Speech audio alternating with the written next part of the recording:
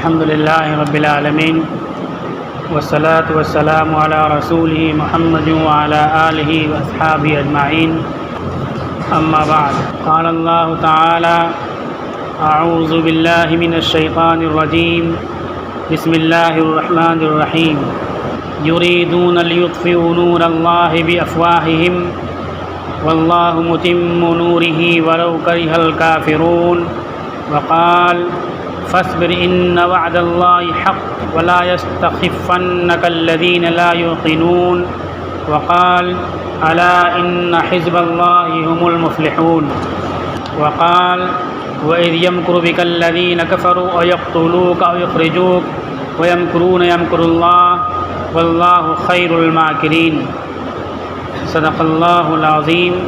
نبوت کے 13ویں سال کی بات چل رہی تھی۔ 13ویں سال میں 2 وفد نے مدینہ منورہ سے آ کر کے آپ صلی اللہ علیہ وسلم کے ہاتھ پر بیعت کی تھی اور بہت مختصر تعداد تھی ان کی، اور اسلام قبول کر کے گئے تھے۔ تو مدینہ کے گھر گھر میں انہوں نے دین کی دعوت اور دین کا پیغام پہنچایا تھا۔ نبوت کا 13واں سال ختم ہو رہا تھا، 14واں سال شروع ہونے والا تھا۔ چونکہ مکہ مکرمہ میں ظلم و زیادتی، جارحیت اور اتیاچار مسلمانوں پر بہت زیادہ بڑھ چکا تھا، اور مکہ کی سرزمین مسلمانوں پر بہت زیادہ تنگ کر دی گئی تھی۔ آپ صلی اللہ علیہ وسلم اللہ تعالیٰ کے حکم ہجرت کا انتظار فرما رہے تھے کہ اب مکہ کو چھوڑ دینا چاہیے۔ جس جگہ دین پر عمل کرنا، دین کی باتیں کرنا، دین کی دعوت و تبلیغ کرنا مشکل و دشوار ہو، اس جگہ کو چھوڑ دینا چاہیے۔ چنانچہ اسی انتظار میں تھے۔ ایک دوپہر میں حضرت ابوبکر صدیق رضی اللہ تعالیٰ عنہ کے پاس رسول اللہ صلی اللہ علیہ وسلم حاضر ہوئے۔ دوپہر میں سونے کا ماحول ہوتا ہے، اور سونا سنت بھی ہے اور فطرت بھی ہے۔ دوپہر میں سونا، ہم لوگ 10-11 بجے سو کے اٹھتے ہیں تو دوپہر میں نہیں سوتے ہیں۔ یہ فطرت سے مقابلہ اور ٹکراؤ ہو رہا ہے، اس لیے دنیا بھر کی بیماریاں ہوتی ہیں۔ تو اس وقت دوپہر میں سو رہے تھے اور حاضر ہوئے تو بتلایا کہ ہجرت کا حکم نازل ہوا ہے اور اب ہجرت کرنا ہے، مکہ کو چھوڑنا ہے۔ حضرت ابوبکر صدیق رضی اللہ تعالیٰ عنہ نے کہا کہ یا رسول اللہ، میرے ماں باپ آپ پر قربان ہوں، میں بھی آپ کے ساتھ ہجرت کرنا چاہتا ہوں۔ چنانچہ آپ کو بھی اجازت مل گئی ہجرت کے لیے۔ آپ سے پہلے ایک فیملی ہجرت کر چکی تھی مدینہ کی طرف، وہ تھے حضرت ابو سلمہ رضی اللہ تعالیٰ عنہ۔ یہ مدینہ کی طرف ہجرت کر چکے تھے، اپنی بیوی اور بچوں کے ساتھ ہجرت کر رہے تھے۔ تو ان کے سسرال کے لوگوں نے یہ کہا کہ تم اپنی جان کے مالک ہو، میری بیٹی تمہارے ساتھ دوسرے دھرم میں آ کر کے دوسرے مقام پہ نہیں جائے گی۔ تو بیوی کو چھین لیا، بیوی کے ہاتھ میں بچہ تھا اس کو بھی چھین لیا۔ اس طرح سے دونوں میاں بیوی الگ ہو گئے، لیکن دین کے لیے، دین پر عمل کرنے کے لیے بیوی بچوں کو چھوڑ کر کے مدینہ چلے گئے۔ ہم لوگوں سے جو غلطیاں ہوتی ہیں کاروبار میں، معاملات میں، روزگار میں، ناجائز طریقے کے کبھی کبھی کاروبار کر لیتے ہیں، وہ بچوں اور بیوی کے لیے کر لیتے ہیں۔ یہ مسلمان کی شان نہیں ہے۔ مسلمان نہ اپنے لیے غلط راستے اختیار کرتا ہے، نہ اپنے بیوی بچوں کے لیے غلط راستہ اختیار کرتا ہے۔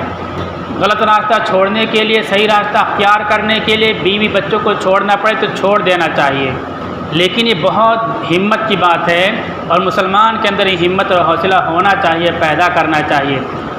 حضرت شاہ ولی اللہ محدث دہلوی رحمۃ اللہ علیہ نے لکھا ہے کہ انسان اپنی ذات کے لیے تو مر سکتا ہے، بھوکا رہ سکتا ہے، لیکن جب اس کے سامنے اس کے بچوں اور اس کی بیوی کا چہرہ آتا ہے تو انسان صبر نہیں کر پاتا ہے، اپنی بیوی بچوں کے لیے غلط راستے اختیار کر لیتا ہے کہ میرے بچے بھوکے نہ سو جائیں اور ہمارے گھر میں لوگ پریشان اور فاقے سے نہ رہیں۔ لیکن نہیں، ایک مسلمان کی شان، اس کی پہچان، اس کا امتیاز، اس کی آئیڈینٹی یہ ہے کہ دین پر عمل کرنے کے لیے ان تمام باتوں کو برداشت کرے گا۔ پہلی ہجرت حضرت ابو سلمہ رضی اللہ تعالیٰ عنہ کی ہوتی ہے، بیوی کو چھین لیتے ہیں، ان کے بچوں کو ان کے سسرال کے لوگ، ننیحال کے لوگ چھین لیتے ہیں، دونوں بے قرار ہوتے ہیں، بعد میں پھر دونوں کی ملاقات ہو جاتی ہے۔ اس کے بعد یہ دوسری ہجرت رسول اللہ صلی اللہ علیہ وسلم کی پیش آتی ہے۔ اللہ تعالیٰ کہتے ہیں کہ یہ جو ماحول ہے مکہ کے اندر دین کے چراغ کو بجھانے کے لیے، اللہ کے نور کو بجھانے کے لیے، یریدون لیطفئوا نور اللہ بافواہہم، یہ لوگ چاہتے ہیں کہ اپنے منہ سے اللہ کے نور کو بجھا دیں، واللہ متم نورہ ولو کرہ الکافرون، اور اللہ اپنے نور کو مکمل کر کے رہے گا، مکمل کرنے والا ہے، اگرچہ اللہ کا انکار کرنے والے دین کے باغی و نافرمان کو یہ بات ناپسند ہو، لیکن اللہ کا دین مکمل ہو کر کے رہے گا، اللہ کا نور مکمل ہو کر کے رہے گا، اسلام کا نور مکمل ہو کر کے رہے گا اور دنیا میں پھیل کر کے رہے گا۔ یہ کس ماحول میں کہہ رہے ہیں؟ اللہ تعالیٰ فرما رہے ہیں جب ہر طرف سے راستے بند ہیں، ہر گلی پر، ہر چوراہے پر، ہر گھر میں نبوت کے دشمن، اسلام کے دشمن بیٹھے ہوئے ہیں اور میٹنگیں ہو رہی ہیں کس طرح سے شمع نبوت کو بجھا دیا جائے، نبی کو قتل کر دیا جائے یا نبی کو جلا وطنی پر مجبور کر دیا جائے، اس ماحول میں اللہ تعالیٰ کہتے ہیں فاصبر ان وعد اللہ حق، آپ صبر کیجئے، اللہ کا وعدہ حق ہے اور دین غالب ہو کر کے رہے گا، ولا یستخفنک الذین لا یؤمنون، اور آپ کو یہ پست ہمت نہ کر دیں، آپ کی ہمت کو ڈھیلا نہ کر دیں وہ لوگ جو اللہ پر یقین نہیں رکھتے، آخرت پر یقین نہیں رکھتے، آپ تو اللہ پر یقین رکھنے والے، آخرت پر یقین رکھنے والے، اللہ کے اجر و ثواب پر یقین رکھنے والے ہیں، اس لیے ان لوگوں کے ظلم و تعدی، ناانصافی، اتیاچار کی وجہ سے دین کے معاملے میں کوئی نرمی، مداہنت اور ڈھیلا پن آپ کے اندر نہیں آنا چاہیے، بلکہ تسلط اور سختی اور جماع اور قرار دین پر ہونی چاہیے۔ الا ان حزب اللہ هم المفلحون، سن لو اللہ کی جماعت، اللہ کی فوج، اللہ کو ماننے والے یہی لوگ غالب ہو کر کے رہیں گے جو اپنا کام برابر کرتے رہیں گے، دین کی تبلیغ و اشاعت کرتے رہیں گے۔ اللہ تعالیٰ کہتے ہیں وَإِذْ يَمْكُرُ بِكَ الَّذِينَ كَفَرُوا لِيُثْبِتُوكَ أَوْ يَقْتُلُوكَ أَوْ يُخْرِجُوكَ وَيَمْكُرُونَ وَيَمْكُرُ اللَّهُ وَاللَّهُ خَيْرُ الْمَاكِرِينَ، اور جب تمہارے ساتھ وہ لوگ جنہوں نے اللہ کا انکار کیا منصوبہ بنا رہے تھے، سازشیں رچ رہے تھے، پلان بنا رہے تھے، کیا کہ تم کو قتل کر دیں یا تم کو بستی سے نکال کر کے باہر کر دیں، وَيَمْكُرُونَ وَيَمْكُرُ اللَّهُ، وہ سازشیں رکھتے تھے تمہارے خلاف اور اللہ بھی سازشیں کرتا تھا، اللہ بھی منصوبہ بنا رہا تھا، ایک منصوبہ ان کا تھا، ایک منصوبہ اللہ کا تھا۔ ظاہر سی بات ہے اللہ کا منصوبہ کامیاب ہوگا جس کا اللہ پر یقین ہوگا۔ اللہ تعالیٰ نبی سے کہتے ہیں، صحابہ سے کہتے ہیں، مکہ کی فضاؤں میں اہل ایمان سے کہتے ہیں کہ ان کی سازشوں سے، ان کی چالوں سے، ان کے منصوبوں سے، ان کے مکر و فریب سے مایوس اور نا امید نہ ہو، یہ جو چالیں چلتے ہیں ان کے مقابلے میں اللہ ایک چال چل رہا ہے۔ واللہ خیر الماکرین، اللہ بہترین منصوبہ بنانے والا ہے، اللہ بہترین پلان بنانے والا ہے، ان کے سارے پلان دھرے کے دھرے رہ جائیں گے۔ اللہ کا پلان، اللہ کا منصوبہ کیسا کام کرتا ہے اس پر گفتگو ہو تو بہت بات طویل ہو جائے گی۔ انسان کی جہاں سوچ ختم ہو جاتی ہے وہاں سے اللہ کا منصوبہ شروع ہوتا ہے۔ انسان یہ سوچتا ہے کہ تمام بچوں کو ہم قتل کر دیں گے تو ہمارا دشمن کسی کی ماں کی پیٹ سے پیدا نہیں ہو سکتا ہے، زندہ نہیں رہ سکتا ہے، جوان نہیں ہو سکتا ہے اور ہمارا تختہ پلٹ نہیں سکتا ہے۔ اس لیے فرعون نے اعلان کر دیا کہ تمام پیدا ہونے والے بچوں کو قتل کر دیا جائے۔ اسی ماحول میں بچہ پیدا ہوتا ہے اور عام بستی میں نہیں، شہر میں نہیں، فرعون کے دربار میں بچہ جوان ہوتا ہے، پل کر کے آگے بڑھتا ہے اور تختہ پلٹنے کا ذریعہ بن جاتا ہے۔ جہاں موت کا سامان ہوتا ہے، موت کے سامان میں اللہ تعالیٰ زندگی پیدا کرتے ہیں۔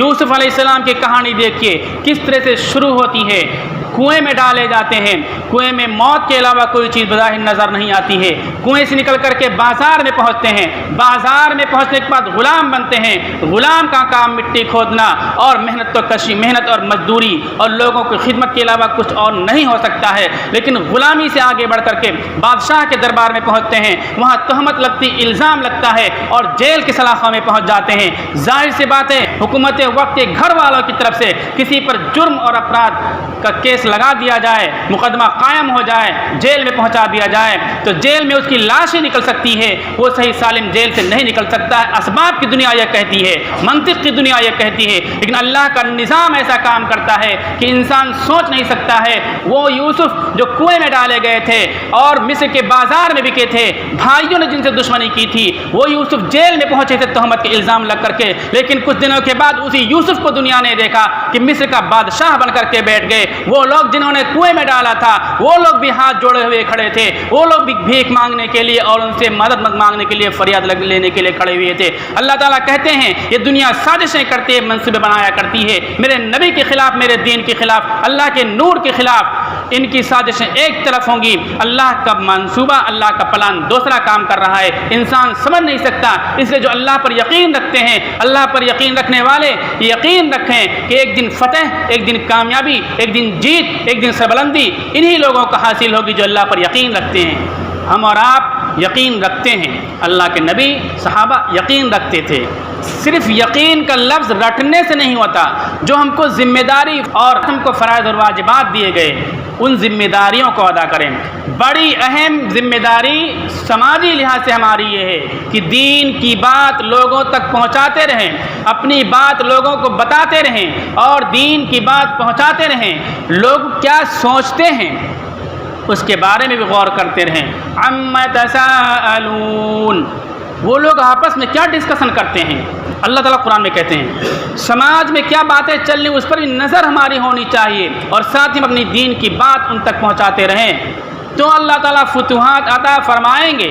کوئی دنیا کی طاقت دعوت کے ذریعے حاصل ہونے والی فتوحات کو روک نہیں سکتی ہے۔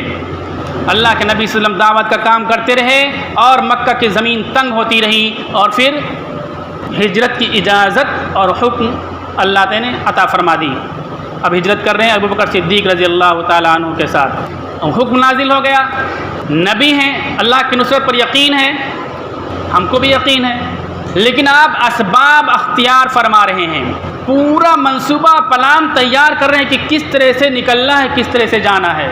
ہو سکتا تھا کہ بالکل سب کے سامنے نکلنے لگے، لیکن نے پورا منصوبہ بنایا کہ رات میں سحر کے وقت نکلیں گے، اس طرح سے نکلیں گے اور نکلے۔ چونکہ اہل مکہ نے بھی پورا منصوبہ بنا لیا تھا کہ گھر کو گھیر لو اور سب لوگ مارو تاکہ کسی ایک قبیلے پر، کسی ایک آدمی پر الزام نہ آنے پائے محمد رسول اللہ کے قتل کرنے کا۔ ہر قبیلے کے لوگوں نے رسول اللہ صلی اللہ علیہ وسلم کے دولت خانے کو گھیر لیا آپ کو قتل کرنے کے لیے۔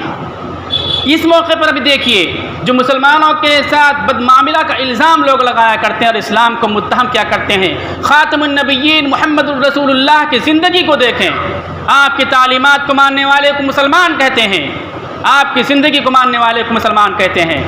آپ کے پاس مکہ کے لوگ ایمان نہیں لائے تھے لیکن آپ کی امانت داری پر لوگوں کو یقین تھا کہ جو پیسہ جمع کریں گے اس میں خیانت نہیں ہوگی۔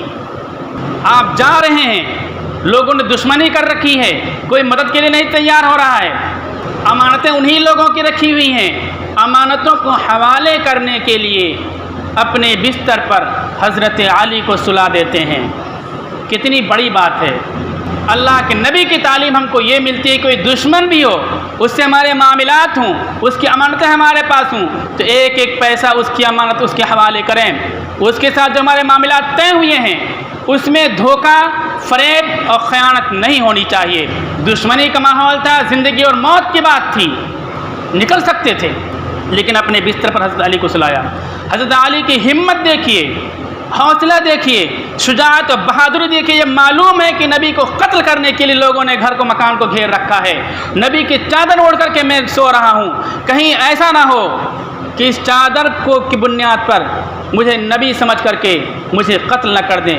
یہ یقین تھا کہ قتل کر سکتے ہیں، قتل کا یقین ہونے کے باوجود نبی کی ذات کی حفاظت کے لیے آپ کی بستر پر حضرت علی سو گئے۔ اب جب رسول اللہ صلی اللہ علیہ وسلم نکلتے ہیں، اب یہاں اللہ تعالیٰ کی نصرت آتی ہے۔ ساری ترتیب بنا لی کہ لوگ یہ سوچتے رہیں کہ نبی سو رہے ہیں لیکن اس بستر پر آپ نہیں تھے، دوسرے کو سلا دیا تھا۔ لوگوں کو غفلت میں رکھنے کے لیے یہ طریقہ ہے. آ بیل مجھے مار، کرنا کچھ نہیں ہے، نعرے لگانا بہت بڑی بہادری سمجھتے ہیں. یہ سنت کے خلاف، شریعت کے خلاف نادانی ناسمجھی کی بات ہے. یہ الحرب خدعۃ، جنگ ایک دھوکہ ہے.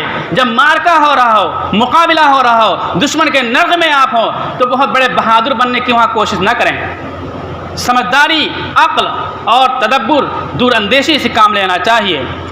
حضرت علی کو صلاح دیا، تدبیر پوری اختیار کے لیے رات میں نکلنا ہے، خفیہ طور پر نکلنا ہے اور بستر پہ کسی دوسرے کو صلاح دینا ہے. اب آپ نکلنا چاہتے ہیں تو دیکھتے ہیں کہ پورا مکان گھیر رکھا ہے لوگوں نے، اسباب اختیار کر لیا. اب اس کے بعد اللہ کی مدد آتی ہے. آپ صلی اللہ علیہ وسلم ایک آیت پڑھ رہے ہیں، وَجَعَلْنَا مِن بَيْنِ أَيْدِيهِمْ سَدًّا وَمِنْ خَلْفِهِمْ سَدًّا فَأَغْشَيْنَاهُمْ فَهُمْ لَا يُبْصِرُونَ. آپ یہ پڑھ رہے ہیں، مٹی لے کر کے پڑھ کر کے اس مٹی پر دم کیا اور پھینکا، تو یہ مٹی ان سب کی آنکھوں پہ جا کے لگی یا نہیں لگی ہوگی، تو اس مٹی کی وجہ سے لوگ آپ کو دیکھ نہیں پائے. اس طرح سے اب اللہ کی مدد آئی. رسول اللہ صلی اللہ علیہ وسلم باہر نکلے، کچھ روشنی ہو چکی تھی، تو مکہ کی طرف، کعبہ کی طرف متوجہ ہوئے. کعبہ کو دیکھ کر کے اشکبار آنکھوں کے ساتھ فرمایا، لولا انی اخرجت ما خرجت، اگر مجھے میری قوم کے لوگوں نے نہیں نکالا ہوتا تو میں نہ نکلتا. ان لوگوں نے اپنے نبی کو نکالا ہے، ایک دن آئے گا کہ رسوا ہوں گے. ایک بات اور بتا دوں، بات پوری نہیں ہو رہی ہے، پھر عید کے بعد بات آگے کے کروں گا. ایک دن پہلے جب نکلنے کا پروگرام بنا لیا تو ایک تھے عثمان ابن طلحہ، کعبہ کی چابی ان کے پاس تھی.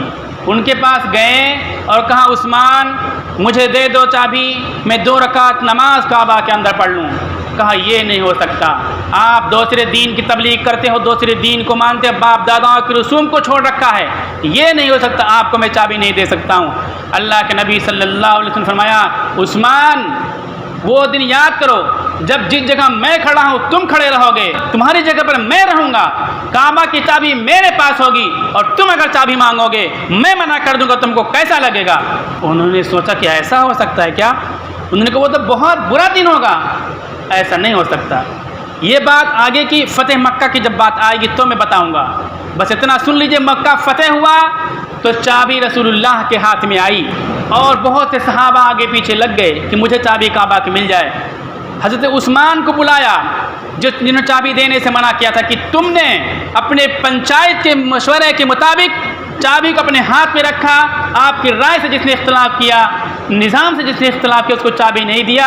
مطلب یہ ہے کہ تمہارے اندر حفاظت کی زیادہ صلاحیت ہے، تو اب میں تمہیں یہ چابی دیتا ہوں اور قیامت تک یہ چابی تمہارے خاندان میں رہے گی، کوئی بھی تمہارے خاندان سے چابی کو چھین نہیں سکتا ہے. رسول اللہ صلی اللہ علیہ وسلم کے ہاتھ پر فوراً انہوں نے کلمہ پڑھا اور آج بھی اس خاندان میں کعبہ کی چابی ہے. تو اس طرح سے ظلم و زیادتی کے ماحول میں آپ نے ہجرت فرمائی، پورا نظام بنایا، پورا انتظام کیا، حفاظت کی تدبیر اختیار کی اور پھر ہجرت کے روانہ ہوئی.